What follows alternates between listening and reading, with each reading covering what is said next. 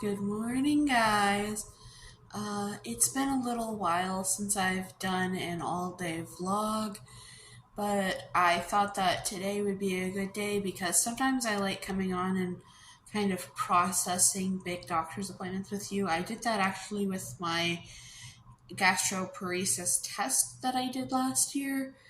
Uh, and I thought that it went really well because you guys could kind of see me processing things in real time. And it's not like I vlog every day or that I process everything here on YouTube, but I thought that it might be good for you to see what it looks like. I'm going to have a very interesting doctor appointment today. I'm getting the results back from my pulmonary function tests.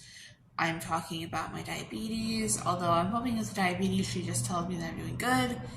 And also, I am talking about my stomach issues because unfortunately, I think I talked about this in my health update video. They are back. Now, it's been over a week since I threw up last, but like yesterday, I laid in bed curled in a ball, unable to do anything because I was in so much pain and so nauseous. So, it is important to talk about. It's also affecting my ability to eat. I've been compensating okay by switching from high fiber, high volume carbs to low fiber, low volume carbs, and generally switching from beef to chicken when I eat so that I'm mostly eating, easy to process, easy to digest foods. So I thought that the first thing that I would do today is give you a little look as to what I am taking with me. This is for basically a full day out with insulin dependent type 2 diabetes. Oh, yeah, that's the other thing. There is a chance, and I don't know how big of a chance there is, but there is a chance that I could be being re-diagnosed today with type 1 diabetes depending on the result of a test. So I'm currently fasting, and it's a no insulin fast too because they're trying to test my insulin levels. So when you see what I'm taking more than I normally would just because I normally would not be not taking my insulin. So right now, I'm getting picked up in about an hour to go to the hospital, and then I'm going to do an outpatient blood test.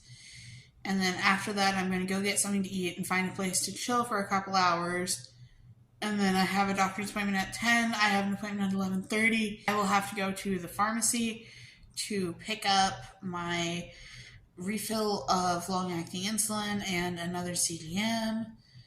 And yeah, oh, I'm also gonna have to eat lunch. So all in all, I'll be gone from about 7:15 until about 3 or maybe 4, depending on how long it takes Pace to drop me off. Because yesterday it took Pace, not yesterday, but last week, it took Pace like a good three. They were a good, 2.5 hours behind schedule. Hopefully not today because I have something planned at 4, but we'll see what happens. So, okay, I'm going to turn this around and show you what I'm taking for my diabetes. Okay, so this is what I'm taking with me for my diabetes supplies. I know you can't really see it, but where's my? Oh, there we go. The bag is right there. It's a Vera Wang bag. That was a gift from a friend because I told her I didn't want to buy a tote bag unless I could buy a nice tote bag, so she went to Kohl's and bought me a nice tote bag. Yeah, I've been carrying nice purses and nice wallets since I was like basically since I started having my own money. So that's why I've got that purse. So, um, I guess let me see if I can kind of okay. There we go. So there, I have glucose tabs. I have a long acting carb, which is peanut butter pretzels. I like them because it's easy to just throw in my bag. I have a packet of liquid IV, a backup meter, some needles, and then you can see that I have 3 pens. I don't take 3 types of insulin, obviously, I take 2 types of insulin. The gray pen is my long acting, and then these 2 are my short acting. I only have about around 65 units of long acting left, and that's not normally enough for 2 meals. So I have enough for 2 meals, and then I just have some alcohol pads. I think I have 10 alcohol pads. So I have one set of alcohol pads for each needle, and then one set of alcohol pads to clean my hands for each injection. I just also want to come on here and say thank you for the comments on my last video. I was thinking about how to make a video to explain all of Jackie's illnesses, and then in class we did purpose mapping for strategic planning, and I just kind of was like, hey, this would actually probably be a good way to explain how all of her conditions are interrelated, to kind of show that there were, I think I said possibly 7 parent conditions.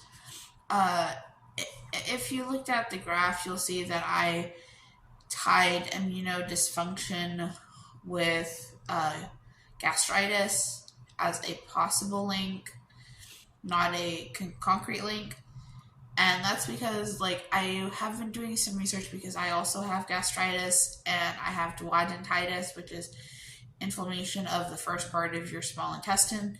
You don't know, when they do a scope, they look at your esophagus, your stomach, and your duodenum, which is the first part of your small intestine. They found inflammation everywhere they took biopsies.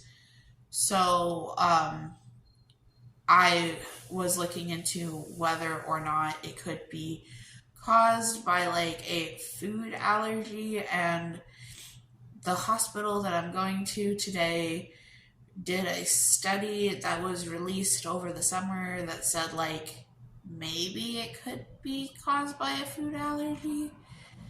But there are a lot of causes of gastritis. Like, there's viral gastritis.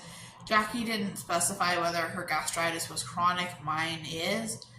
And so whether it's chronic or whether it's acute could also have an impact. I think that gastritis is a fairly common condition for people, especially since like acute gastritis can be caused by the H. pylori virus, and the H. pylori virus is very common.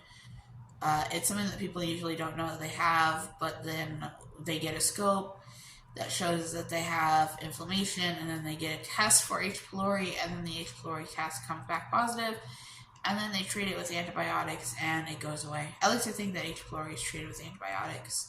So the one comment, I think that I'm going to reply to this comment when I get off of here, but I did get asked whether or not I'm going to be doing other chronic illness people that have been picked on by the illness fakers, and I definitely am. It's just like I said in my introduction video to the Chronically Jackie series, I just have the benefit of having watched all of Jackie's videos multiple times because she's like my comfort YouTuber. So having that, I just did her first. I'm going to be doing the Raw Life next, so both Paul and Janice. That's actually kind of complicated because technically the subject, right, because they call the people that they bully subjects, technically their subject is Janice, but they definitely also made fun of Paul, and I think it's interesting because they haven't really talked about Paul and Janice since Paul got his colostomy, which was, I think, 1.5 years ago, if I remember correctly. I'll do the research and let you know in that video, and kind of the timeline video, the all about them video. But yeah, Paul and Jan kind of disappeared from the board. They popped back up when they had COVID, but other than that, they don't really exist on the board anymore. So I think that it could be an interesting way of showing like illness fakers DFE'd, you know, or EFU'd. Yeah, up is spelled with U, not E. Alright guys, well, I am going to let you go. I'm going to try to take a shower this morning, get dressed, and I have to be downstairs by 7.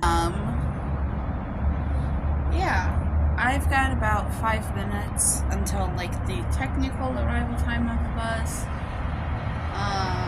bus never actually gets here on time. So let me take these out so I can actually hear myself think.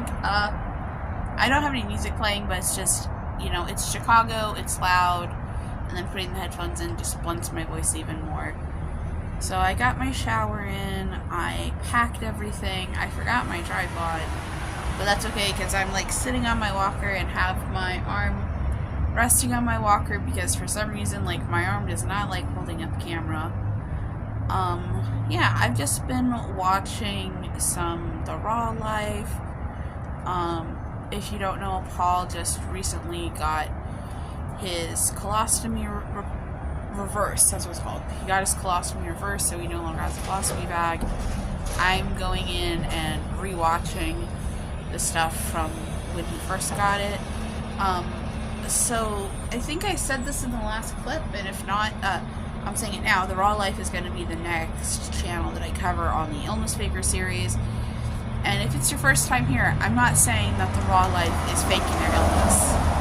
Instead, what I'm doing is drawing attention to the people that are being targeted by this subreddit. So it sounds weird whenever I just say the next video in the Illness Faker series, because they're not illness fakers, that's the whole point.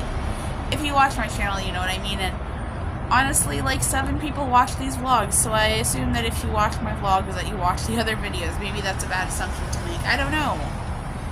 But yeah, I'm just sitting here waiting for the bus to come. That's what we're doing now.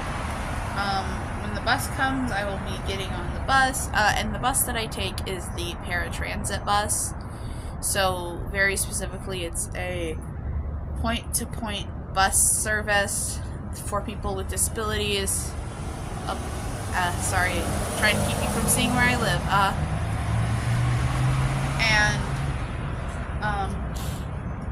You have to, I don't know if it's this way for all paratransit services, but in Chicago you have to go on like a very specific, like, you have to go to a test, and I passed my test, so that's why I get to use paratransit.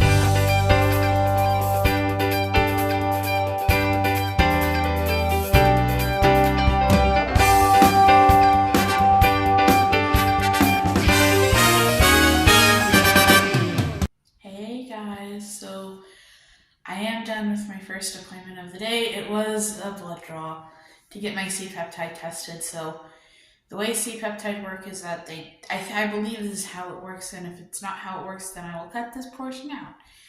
I believe how it works is that they test your level of insulin and your glucose level. Did I say glucose? Glucose level, your blood glucose level.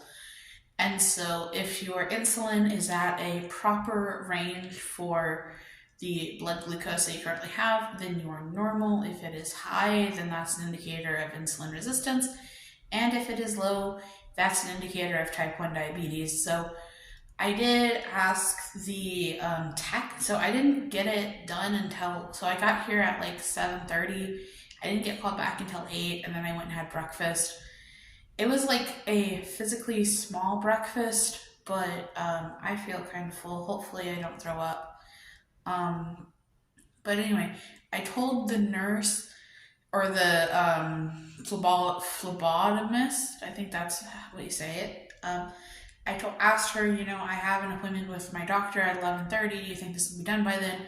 And she said that she was going to send it down right away, so I don't know if that actually means anything, if she was just reassuring me that they'll get to it when they get to it, or if she was going to help. But I was explaining to her that, this test could prove that I have type 1 diabetes, and if I have type 1 diabetes, then the insurance coverage, especially with Medicaid, will be drastically improved, because it's very hard, if not impossible, to get pumps approved when you have type 2 diabetes, even if you're insulin dependent type 2 diabetes like I am.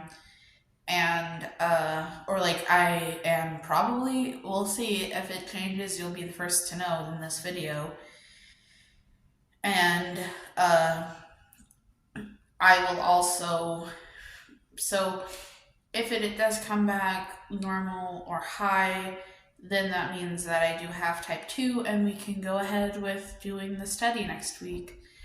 Um, I have like an hour and a half until my next appointment, so I'm just gonna be like chilling, watching some videos, that sort of thing.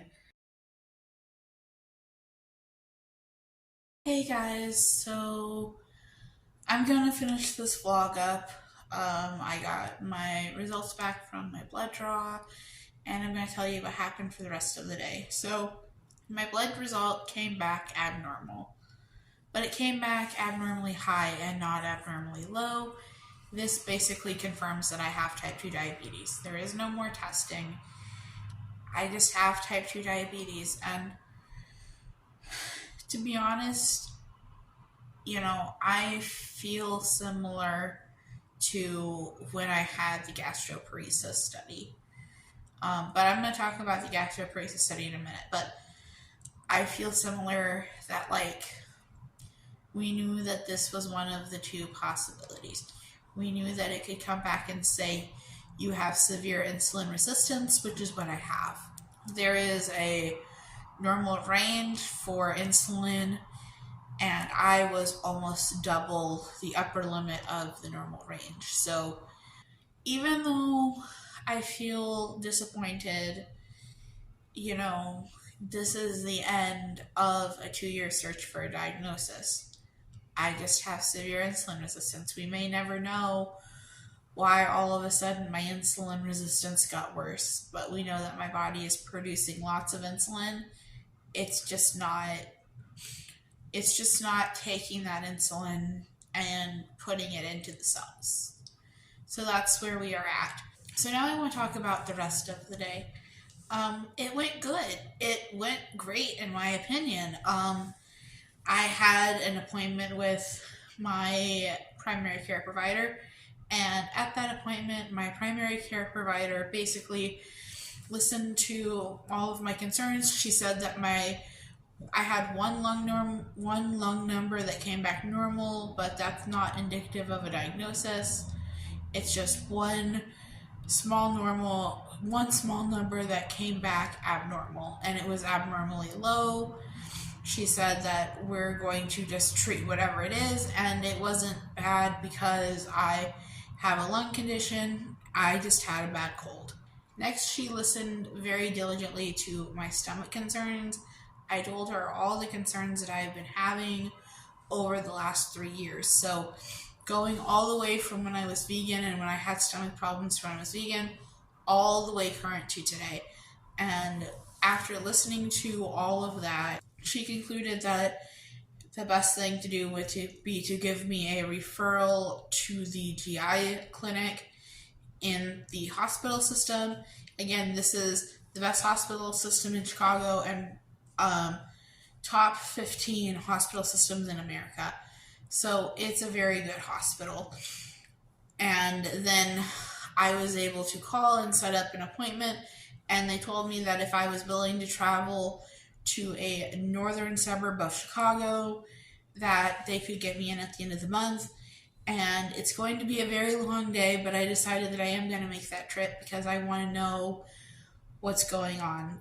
It's been 3 years. It's been, almost 2 years of very intense stomach problems. Yes, they have been on and off, but the nausea has been on and off, but the never feeling hungry, always feeling full has been for 2 years. So we're going to be going to see that doctor. It's going to be an all-day thing. I'm going to vlog it, and we're going to have a lot of fun. We'll see how it goes. I think that's about it. That's going to wrap up this video. I hope you guys enjoy it. I'm actually telling you guys about the C-Peptide before my mom. So, yeah, let's see. Coming up, I'm going to have hopefully another Illness Fakers video very soon. And I don't really know what else. I am going to vlog when I go to that doctor appointment that's in Northern Illinois, because I think that'll be a fun thing. I'm going to have to leave here at like 6:30 in the morning so that I can get to the train and get on the correct commuter train, be there by 8:30 so that I can take the transit and make sure that I'm at my appointment by 10, and then who knows when I'm getting home. So, all right. Bye, guys.